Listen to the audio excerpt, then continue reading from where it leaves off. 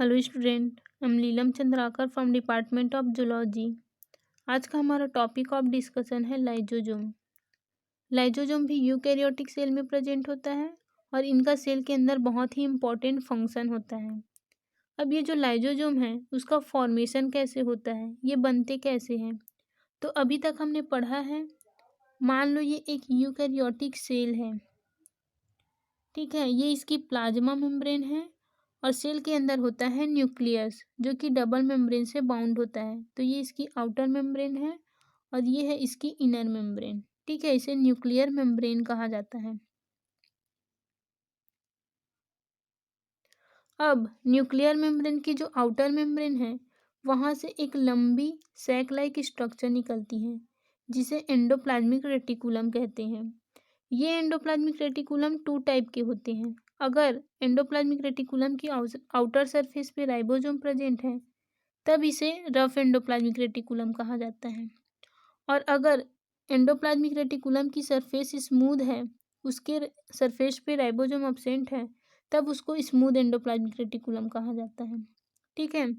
अब इस endoplasmic reticulum के पास में एक और प्रकार का ऑर्गेनेलिस प्रेजेंट होता है जिसे कहा जाता है गोल्गी बॉडी, ठीक है। ये गोल्गी बॉडी का सीस फेस होता है जो कि एंडोप्लाज्मिक रेटिकुलम के पास में होता है और ये होता है ट्रांसफेस जो प्लाज्मा मेम्ब्रेन के पास में होता है। ये सब मैं आप लोग को इसलिए बता रही हूँ क्योंकि ये सारे ऑर्गेनेलिस जो है वो आपस में एक दूसरे से कनेक्टेड होती है। इनका जो फंक्शन है वो आपस में कनेक्टेड होता है, ठीक है। अब इस एंडोप्लाज्मिक रेटिकुलम का फंक्शन क्या है, तो जो रफ एंडोप्लाज्मिक रेटिकुलम है वो प्रोटीन का प्रोडक्शन करता है, ठीक है। यहाँ पे जो प्रोटीन बनेगा वो प्रॉपर वेसिकल में पैक होके बाहर टूटते जाता है। इसके अंदर में प्रोटीन भरा हुआ है, ठीक है।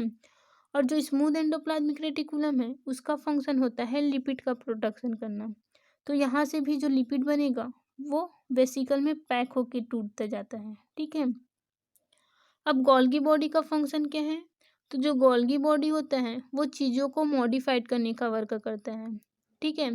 तो यहाँ पे जो वेसिकल बना है, मान लो यहाँ रफ एंडोप्लाज्मिक रेटिकुलम में प्रोटीन का वेसिकल बना है, तो ये यहाँ पे जाके फ्यूज हो जाएगा इसके सीस फेस में, ठीक है।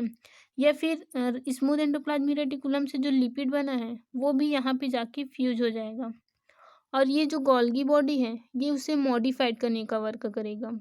मतलब कि अगर एंडोप्लाज्मिक रेटिकुलम से प्रोटीन आ रहा है तो वो उसे मॉडिफाइड करके ग्लाइकोप्रोटीन बनाएगा, या फिर लिपिड आ रहा है तो उसे और अधिक मॉडिफाइड करके फॉस्फोलिपिड बना देगा, ठीक है। अब जब मॉडिफिकेशन हो जाएगा गोल्गी बॉडी में, तो मॉडिफिकेशन होने के बाद ये प्रॉपर वेसिकल में पैक होके बाहर निकल जाता है, ठीक है। अब क्या होता है, गोल्गी बॉडी से एक और स्पेशल टाइप की वेसिकल टूटती है। इन वेसिकल्स को लाइजोजोम कहा जाता है। तो जो लाइजोजोम का फॉर्मेशन है वो गोल्गी बॉडी से होता है, ठीक है। गोल्गी बॉडी से लाइजोजोम बनेंगे। अब देखेंगे कि ये लाइजोजोम क्या होती है, इसका कंपोजिशन क्या है, इसकी स्ट्रक्चर कैसी है और इसका फंक्शन क्या है।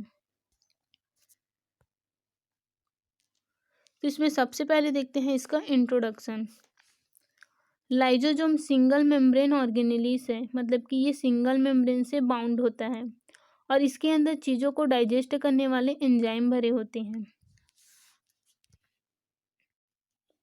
ये सेल के अंदर कोशिकीय पदार्थों को डाइजेस्ट करने का वर्क करता है। यदि ये क्षतिग्रस्त हो गए, मतलब कि अगर ये टूट गए, तो इनके एंजाइम द्वारा सेल ही मर जाती हैं, इसलिए इसे सुसाइड बैग भी कहा जाता है। उसके बाद है हिस्ट्री। तो लाइजोजोम को फर्स्ट टाइम डी ड्यू ने 1955 के अंदर डिस्कवर किया था।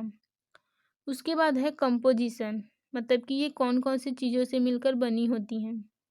तो लाइजोजोम प्रोटीन, लिपिड और एंजाइम से मिलकर बना होता है और इसमें जो एंजाइम होता है उसको हाइड्रोलिटिक एंजाइम कहा जाता है।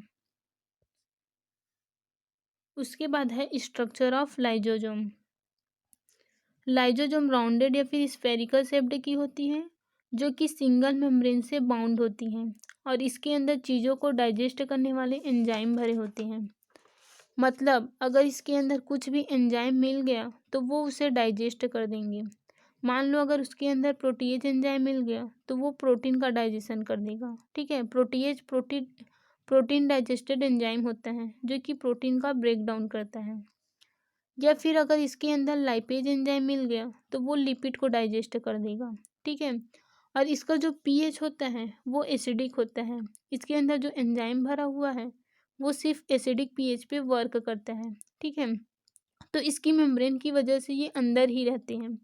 लेकिन अगर किसी कारण से इसकी मेम्ब्रेन अंदर से अगर टूट गई तब इनके डाइजेस्टेड एंजाइम जो है वो पूरी सेल में फैलकर सभी चीज़ों का डाइजेशन कर उसे नष्ट कर देती है, ठीक है।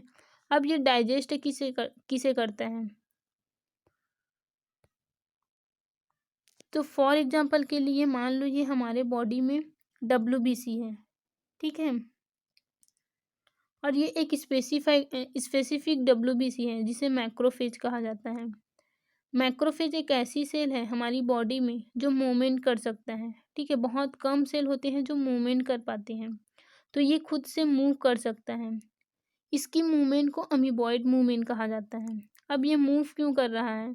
तो ये बैक्टीरिया के पीछे भागती है, ठीक है। ये बैक्टीरिया को कैच करके उसको खाता है, ठीक है।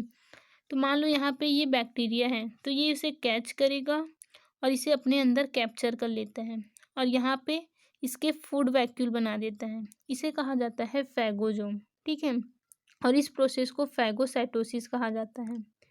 फैगो मतलब होता है खाना और साइटोसिस मतलब होता है सेल।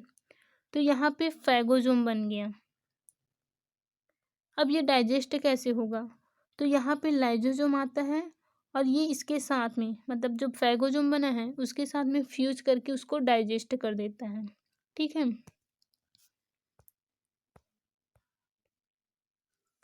उसके बाद है टाइप्स ऑफ लाइजोजोम। तो लाइजोजोम की एक्टिविटी के बेस पे ये 4 टाइप के होते हैं। फर्स्ट होता है प्राइमरी लाइजोजोम, सेकेंड है सेकेंडरी लाइजोजोम, थर्ड है रेसिडुअल लाइजोजोम और फोर्थ होता है ऑटोफैगोजोम।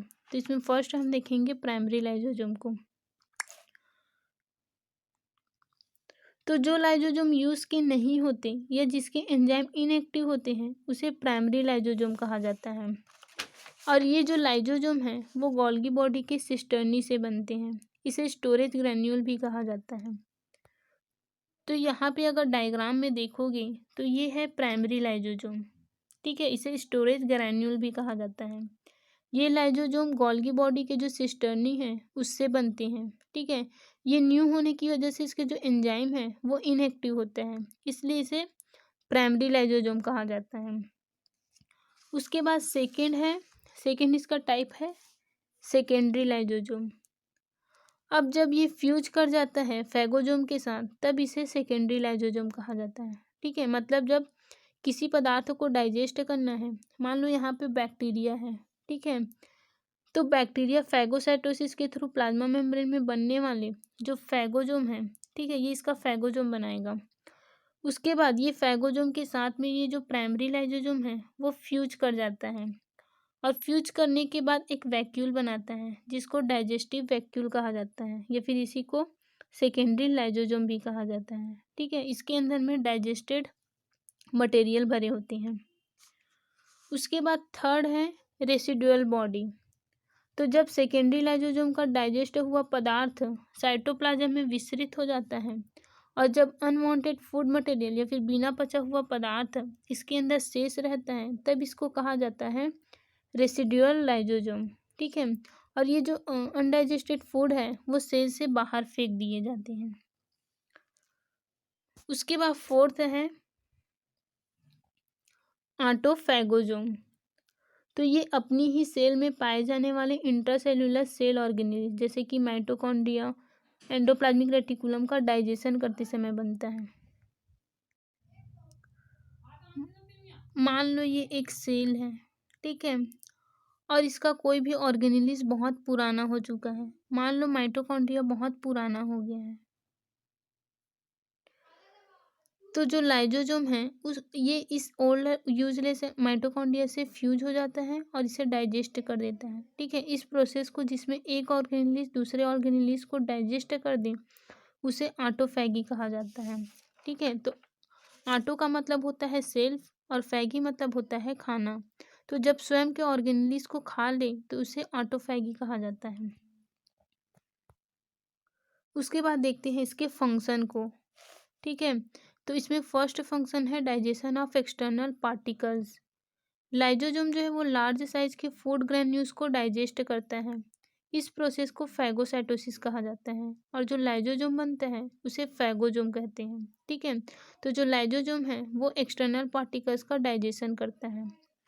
उसके बाद सेकेंड इसका फंक्शन है डाइजेशन ऑफ इंट्रासेल्यूलर सब्सटेंस, या फिर इसी को ऑटोफैगी भी कहा जाता है। तो अभी मैंने बताया कि लाइजोजोम में अपनी ही सेल का डाइजेशन करने की क्षमता पाई जाती है। इस प्रोसेस को ऑटोफैगी कहा जाता है। उसके बाद थर्ड है सेल्यूलर डाइजेशन, या फिर इसी को ऑटोलाइसिस भी कहा जाता है।